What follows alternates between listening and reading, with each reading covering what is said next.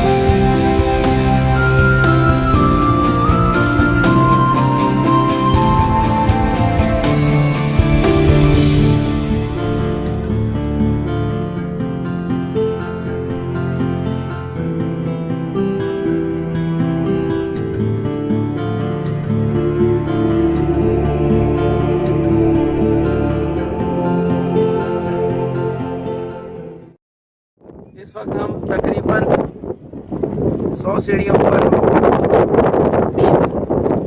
100 fit تقریباً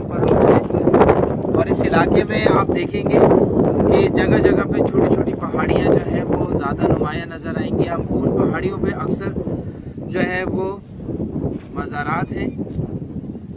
جہاں تک آپ کو نظر آ رہی ہے جائے گی نظر آپ کی جو چیزیں نظر آ رہی ہیں وہاں پہ آپ کو کوئی نہ کوئی مزار یا قبر ایسی ملے گی جس پہ جو ہے مزار بنا ہوگا. آج ہم جو ہے وہ ابن شاہ قریشی کے مزار پر آئیں جو شاہ یقی سے تقریباً اگر گھوم کر آئیں ہم تو ہمیں یہ تقریباً 20 کلومیٹر پڑتا ہے اور اگر شارٹ کٹ آئیں تو ہمیں یہ 8 کلومیٹر پڑتا ہے. شارٹ کٹ بائک آ سکتی ہے, رکشہ آ سکتا ہے, گاڑی کے لیے مشکل ہے, بس کے لیے مشکل ہے. حضرت ابن شاہ قریشی بیسیکلی یہ بغداد کے رہنے والے تھے. جب اماموں پر ظلم ہو رہا تھا, ان کی آل پر ہو رہا تھا, تو اس وقت جو ہے ان کو جس امام کو یا امام زادوں کو حکم ہوتا تھا وہ وہاں سے کوچ کر جاتے تھے, ہجرت کر جاتے تھے, مائیگریٹ کر جاتے تھے.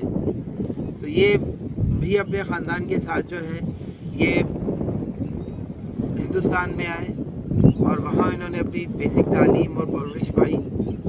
اس کے بعد اپنی جوانی میں ان کا بڑا چرچا ہو گیا تھا, روحانیت میں بہت آگے اعلیٰ مقام تک پہنچے. پھر یہاں کی کچھ ایشوز تھے اس علاقے کے کیونکہ یہ کمبائن اس وقت ہوا کرتا تھا. 1947 میں جو ہے یہ پاکستان بنا اور انڈیا بنا. تو اس ایریا کا مہاراجہ تھا, ابھی ہم اس کو بھی دیکھیں گے, ہمارے رائٹ سائڈ پر ہے. وہ بہت تنگ کرتا تھا لوگوں کو, مختلف طریقوں سے اذیت دیتا تھا, فصلیں رکھ لیتا تھا اور ان کو کھانے کو بہت کم دیتا تھا, مویشی ان کے لے لیتا تھا, ان کی جو ہے عورتوں کے ساتھ جو ہے وہ بہت سارے چیزیں جو ہے وہ غلط کاریوں کی طرف میں پھنسے ہوا تھا. تو گاؤں کے لوگ بہت پریشان تھے. تو ان کو کسی نے بتایا کہ آپ فلانی جگہ پہ چلے جائیں, وہاں پر جو ہے ایک سید زادہ ہے جو آپ کو اس سے چھٹکارا حاصل کروا دیں گے. تو لوگ دعائیں مانگتے تھے, اس کے ساتھ ساتھ پھر گئے, ان سے ریکویسٹ کی اور یہ وہاں سے پھر مائیگریٹ کر کے اپنی فیملی کے ساتھ ادھر آئے. اور انہوں نے سامنے جو محل ہے اس محل کے سامنے یہ ایک چٹان تھی, اس چٹان پہ جو ہے وہ انہوں نے اپنا مسکن بنایا, رہنے کی جگہ بنائی. جب وہ رات کو ابن شاہ جو ہے یہاں عبادت کرتے تھے, اللہ کی ریاضت کرتے تھے, تو اسے تکلیف ہوتی تھی. وہ مختلف طریقوں سے جو ہے وہ ان کو ڈسٹرب کرتا تھا, کبھی شور شرابہ کر کے, کبھی جو ہے وہ کسی کو بھیج کے, کبھی دھمکیاں دے کے. مگر انہوں نے اپنا کام جاری رکھا, اللہ کی عبادت اور ریاضت میں, تسبیحات میں لگے رہے. اور ایک وقت آیا کہ وہ مہاراجہ جو ہے وہ گھٹنے ٹیکنے پر مجبور ہو گیا اور اس کی نسل یا جو بھی تھی وہ بھی یہیں غرق ہو گئی. آپ سامنے دیکھیں گے, میرے رائٹ سائڈ پہ بھی ہم دکھائیں گے آپ کو. تو یہ اس کا مقبرہ بھی ہے, پہلے یہی محل ہوتا تھا.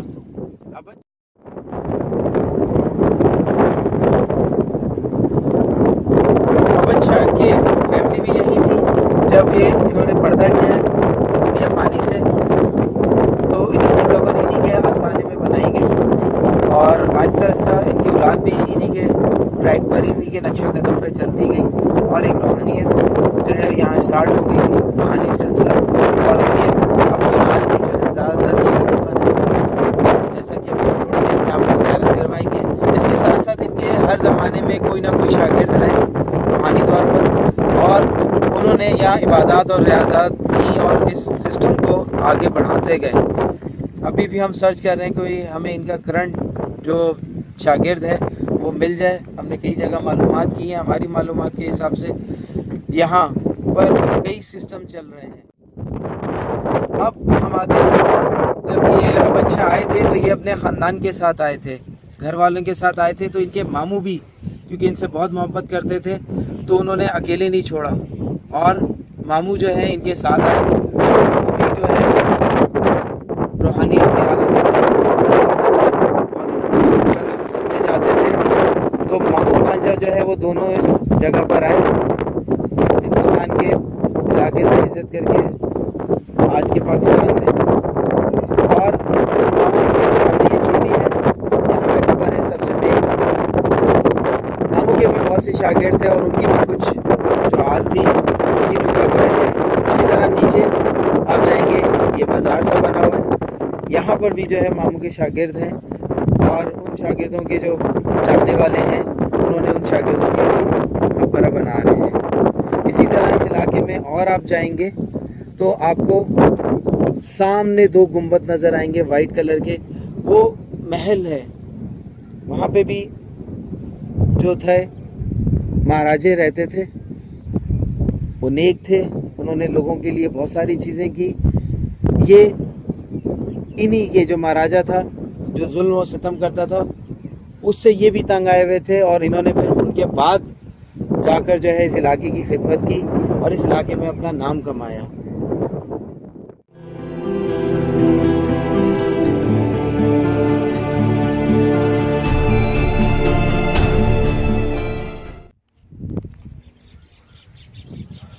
یہ وہ محل ہے اب جو مقبرہ بنا ہوا ہے, اور مقبرہ بھی جو ہے وہ اس وقت جو ہے وہ تہس نہس ہو گیا ہے. اللہ کی زمین پہ جتنے بھی لوگ آئے جنہوں نے ظلم و ستم کیا عوام کے ساتھ اور اس کی مخلوق کے ساتھ اور انصاف نہ کیا, آج ان کا حال دیکھیں آپ کیا ہے. اور جن لوگوں نے اللہ کی راہ میں کھڑے ہوئے اور حق اور سچ کی بات کی, آج وہ کہاں ہیں. سمجھ میں یہ بات آتی ہے کہ دنیا میں حق اور سچ کی بات کرنے والے کم ہیں اور دنیا میں فساد اور بے ایمانی اور مختلف چیزیں کرنے والے لوگ زیادہ ہیں. کامن آبزرویشن ہے, اس میں کوئی ہارڈ اینڈ فاسٹ رول نہیں ہے, کوئی ریسرچ نہیں ہے. ہماری ریسرچ کے حساب سے مزارات جن لوگوں کے ہیں وہ لوگوں نے اپنے زمانے میں دنیا بھی چلائی اور دین بھی چلایا. فرق اتنا تھا کہ انہوں نے دین کو آگے رکھا اور دنیا کو پیچھے رکھا, اور دین کے احکامات اور خدا کی رسی کو انہوں نے مضبوطی سے تھامے رکھا. اس لیے آپ جب بھی جو ہے وہ یاسین بھی پڑھتے ہیں اور آیت الکرسی پڑھتے ہیں تو اس میں صاف صاف لکھا ہوا ہے کہ اللہ کی رسی کو مضبوطی سے تھامے رکھو. تو کیا آج کا انسان مضبوطی سے تھامے رکھا ہے؟ ہمیں کیوں ضرورت پڑی کہ ہم یہ ریسرچ کریں, آپ لوگوں کے لیے لے کر آئیں کہ جانے یہ مزارات کیا ہیں. کیونکہ مجھے ایک خان صاحب نے بتایا, سمجھایا, کئی سال پہلے مجھے خارش ہوئی اور میں جو ہے منگو پیر گیا, کسی نے ایڈوائز کیا مجھے کہ وہاں پر جاؤ اور یہ خارش کا علاج ہو جائے گا, تمہارا صرف 3 بار جا کے نہا لو. میں گیا, 3 بار نہایا, مجھے شفا ہو گئی. اس کے بعد وہیں ایک خان صاحب ملے, انہوں نے مجھے بتایا کہ یہ جو مزار والا ہے اس نے عبادت اور ریاضت اتنی کر لی عام لوگوں سے زیادہ کہ اس کا ایزی لوڈ بہت زیادہ بڑھ گیا, اور وہ ایزی لوڈ ختم ہی نہیں ہو رہا. اتنے سالوں سے جو ہے وہ خرچ کر رہا ہے. اللہ نے بھی کہا خرچ کر آؤ میرے پاس. تو کہہ رہے ہم لوگوں نے بھی اپنا ایزی لوڈ بڑھانا ہے. ہمارا ایزی لوڈ ختم ہو جاتا ہے, ہم ان کے پاس آتے ہیں اپنے آپ کو ریچارج کروانے. جیسے تم اپنا موبائل ریچارج کروانے دکاندار کے پاس جاتے ہو یا کارڈ چارج کرتے ہو. بات دل پہ لگی مجھے, میں نے بولا کچھ تو ہے ان میں. اور اس نے ایک بات اور مجھ سے کہی جو آج تک میں اکثر لوگوں کو کہتا ہوں کہ تمہارا باپ زندہ ہے, تمہارا دادا زندہ ہے. میں نے بولا نہیں. کہتا ہے کیا اس کی قبر پہ بھی ایسے لوگ آتے ہیں؟ میں کبھی نہیں. کہتا آپ لوگ جاتے ہو ریگولر اسی طرح؟ میں اب شادر و نادر جاتے ہیں خاص موقعوں پہ, یا مہینے میں 1-2 بار یا 2 مہینے میں. تو اس نے کہا پھر اس نے ایسا کیا کیا ہے کہ جو اس کے پاس دنیا بھاگی آتی ہے, کان بھی کھجانا ہے, کوئی بھی ایشو ہے, بیماری ہے, دکھ ہے, تکلیف ہے, کوئی بھی ہے, منت ہے, تو یہ اپنا ایزی لوڈ بانٹ رہا ہے. ان کے پاس اپنے ایزی لوڈ ختم ہو جاتے ہیں گناہوں کی وجہ سے, نا سمجھی کی وجہ سے, عقل کی کمی کی وجہ سے.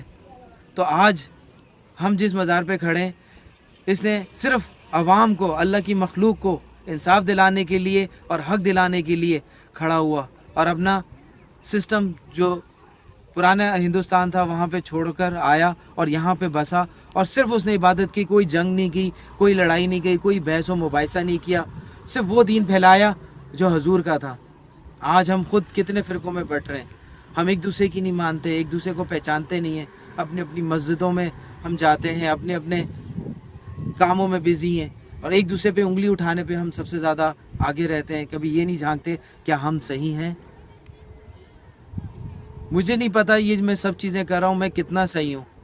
مجھے اتنا پتہ ہے کہ میرے دل کی تسلی ہے کہ میں ایسے لوگوں کو جان رہا ہوں جنہوں نے اپنی دنیا چھوڑ کر اللہ کی راہ پہ کھڑے ہوئے کتنے 100 سال کے بعد بھی جو ہے یہ اپنے قائم و دائم ہیں, روحانی طور پہ کھڑے, اور لوگ آ رہے ہیں اور ان سے شفا یاب ہو رہے ہیں, اپنی منتیں پوری کر رہے ہیں.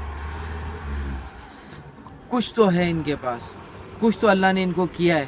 انہوں نے اللہ کے لیے دنیا چھوڑی تو اللہ نے ان کے لیے وہ سہولتیں ان کو دے دی جو مرنے کے بعد بھی لوگوں کو دے رہے ہیں, اور فیضیاب کر رہے ہیں اور کرتے رہیں گے. انسان ہی بیوقوف ہے جو سمجھتا نہیں ہے, کیونکہ اللہ نے بار بار قرآن میں کہا ہے زمین و آسمان کے درمیان نشانیاں ہیں, جو آسمانوں میں ہے اور جو زمین میں ہے وہ سب اسی کا ہے. اس میں غور و فکر کرو, مجھے تلاش کرو. تو کیا ہم خدا کو لوگوں میں تلاش نہیں کر سکتے؟ کیا ہم خدا کو اس قدرت میں تلاش نہیں کر سکتے؟ یہ سبزہ اگا ہوا ہے, درخت ہیں, لوگ سکھ دکھ میں ہیں, رو رہے ہیں, ہنس رہے ہیں, شکر ادا کر رہے ہیں. کیا ہم اس میں خدا کو تلاش نہیں کر سکتے؟ ہم صرف اپنی خوشی میں ہی تلاش کر سکتے ہیں, کسی کی خوشی میں نہیں. یہ ہمارا المیہ ہے کہ آج کا انسان اتنا ترقی یافتہ ہونے کے باوجود بھی جاہل کا جاہل ہے. شاید میں بھی جاہل ہوں, مگر کوشش کر رہا ہوں جہالت سے نکلوں, تاکہ وہ لوگ جو نکلنا چاہتے ہیں ان کے لیے ایک امید کی کرن بنوں, تاکہ وہ لوگ اپنی اصلاح کریں اور آگے بڑھیں. یہ مزارات والے مجھے کچھ نہیں دے رہے جو میں ان کی بول رہا ہوں, صرف میرا دل ہے کہ یہ ہیں, ان کا وجود ہے, قائم و دائم ہے صدیوں سے, اور لوگ ایسے ہی نہیں آتے خواریاں کر کے ان کے پاس. جن کو کچھ آسرا ہوتا ہے اسی کے پاس جایا جاتا ہے. جب ایک بچہ روتا ہے تو ماں کے پاس پہلے جائے گا, باپ کے پاس بعد میں جائے گا. تو ماں کا آسرا ہوتا ہے کہ ماں اس کو دیکھ لے گی, ماں اس کو صحیح کر دے گی یا اس کی خواہش پوری کر دے گی. تو ہمیں بھی خدا کے پاس جانے سے پہلے کچھ کرنا ہے اپنی ذات کے لیے, اپنے لیے. یہ نہ ہو کہ وقت ہمارا نکل جائے اور ہم اس دنیا کی رنگلیوں میں اور فینٹیسی ورلڈ میں جو ہے وہ اپنا ٹائم برباد کر دیں. اسی کے ساتھ اگر میری یہ چیزیں آپ کو سمجھ میں آئیں اور میری باتیں اور میں سمجھ میں آؤں اور یہ مزارات, تو لائک اینڈ شیئر ضرور کریں, سبسکرائب کریں اور اچھی سجیشنز ہمیں دیں تاکہ ہم اور بہتر کریں. اگر آپ کو کسی مزارات کے بارے میں کوئی انفارمیشن ہے ڈیٹیل میں تو آپ ہمیں سینڈ کریں, ای میل کریں, اور ہم انشاءاللہ اس کو وزٹ کریں گے اور اس کے بارے میں وہ جاننے کی کوشش کریں گے جو شاید آپ بھی نہیں جانتے. السلام علیکم.